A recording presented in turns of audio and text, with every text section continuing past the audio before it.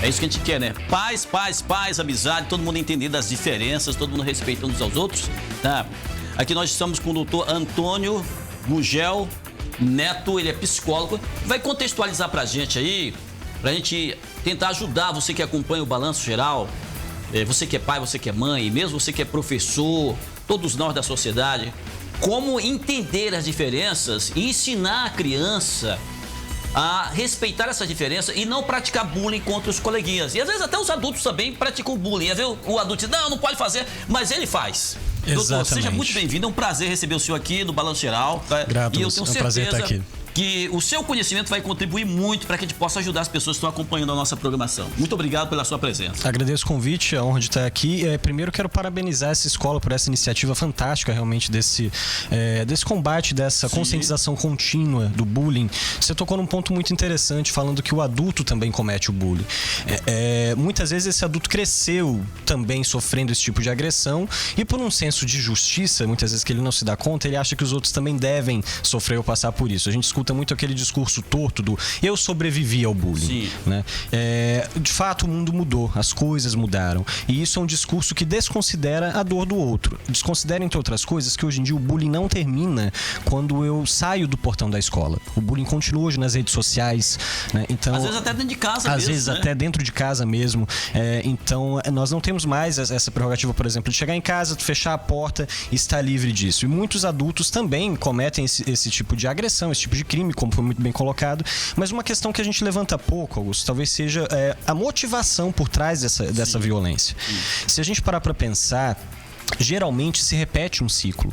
Muitas vezes o agressor, essa pessoa que perpetra o bullying, tá nesse momento se esquivando ou escondendo alguma dor também interna. Quem sabe ele vem sofrendo também, que é uma forma de extravasar, digamos. Uma forma de extravasar, ou mesmo de mascarar. Às vezes quando eu evidencio o defeito, vamos dizer assim, de outra pessoa, né, quando eu coloco isso de uma forma caricata, é como se as pessoas não olhassem pro meu. Ou como se naquele momento eu chamando a atenção das outras pessoas, eu tendo o riso dos espectadores, como também foi muito bem colocado, eu tenho aquela satisfação pessoal. Mas isso, sem dúvida, também é um mecanismo de defesa que está escondendo uma carência. Eu digo isso para quê? Não para justificar nenhuma atitude de violência, nem para passar a mão na cabeça de ninguém que faça esse tipo de coisa, mas é importante que a gente entenda o fenômeno para poder evitar. Para poder resolver, Para poder resolver. Se nós olhamos, então, para essa pessoa que pratica o bullying com constância como simplesmente um marginal, um criminoso, uma pessoa desprovida de valores morais, a gente não está olhando para a origem desse problema. Toda dor tem uma história. E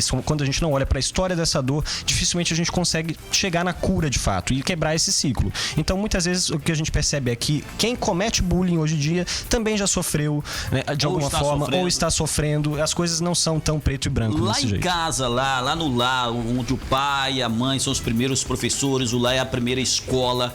Como é que tem que acontecer esse processo lá, doutor, para que o menino seja uma criança que entenda essas diferenças, saiba conviver com essas diferenças e, em vez de ser um multiplicador de bullying, ele possa ser uma pessoa que possa ajudar a resolver os problemas, quem sabe ajudar os coleguinhas ali, ou até as pessoas adultas mesmo. Como é que pode acontecer esse processo? Excelente pergunta. A gente deve considerar, na minha concepção, que a opinião, a voz dos pais tem muito peso sobre as crianças. Então, muitas vezes, qualquer comentário, mesmo que em tom de brincadeira, ou mesmo um comentário dito numa hora de raiva, por exemplo, pode ter um impacto, um peso, né, criar uma cicatriz, vamos dizer assim, no ego, na vida daquela pessoa, que ela vai carregando a vida inteira. Às vezes, ser chamada carinhosamente de gordinha pelo pai, para uma menina que possa vir a ter, ou um menino que possa vir a ter um problema com a sua autoimagem, pode causar algum tipo de transtorno, algum tipo de inconformidade com a sua própria aparência. Então, talvez o primeiro cuidado seja cuidar as palavras que eu utilizo em casa,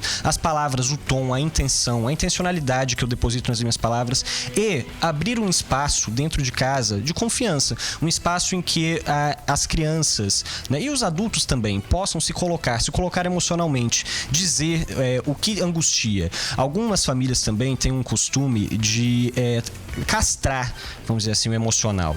De dizer frases do tipo que eu mesmo cheguei a escutar de parentes mais velhos e tudo mais. Coisas do tipo que homem não chora. Isso. Né, ou que a gente tem que ser firme, tem que ser forte. Né? E essas concepções já caíram por terra. E a gente percebe que hoje em dia, quem muito engole, acaba sofrendo também alguns problemas. Uma hora ou outra ele vai ter que colocar pra fora, então, né? Minha dica... E às vezes pode ser de uma forma inadequada e que vai patológica, exatamente, somática, pode ser que isso se manifeste no próprio corpo. Então a minha dica seria mais ou menos isso, é abrir um canal de diálogo e comunicação de respeito e confiança dentro de casa. Isso requer uma atenção constante com as palavras que se utiliza e com a intenção que se utiliza essas palavras. E fatalmente vai resultar em fatores positivos. Sem dúvida. Fora de casa, na formação de valores, que valores são multiplicados a partir do momento. Eu não posso cobrar de alguém que multiplique um valor que não tenha recebido. É verdade. Recentemente nós vemos o caso daquela mãe que queimou as mãos da criança, que foi horrível. Eu vi muitas pessoas demonizando essa mãe, justificadamente porque é algo que mexe com a gente, mexe com a nossa humanidade, nos deixa revoltados.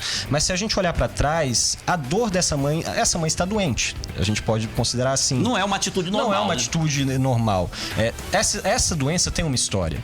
E se a gente olha pra ela apenas como demônio, essa criança que sofreu também vai crescer com as suas feridas.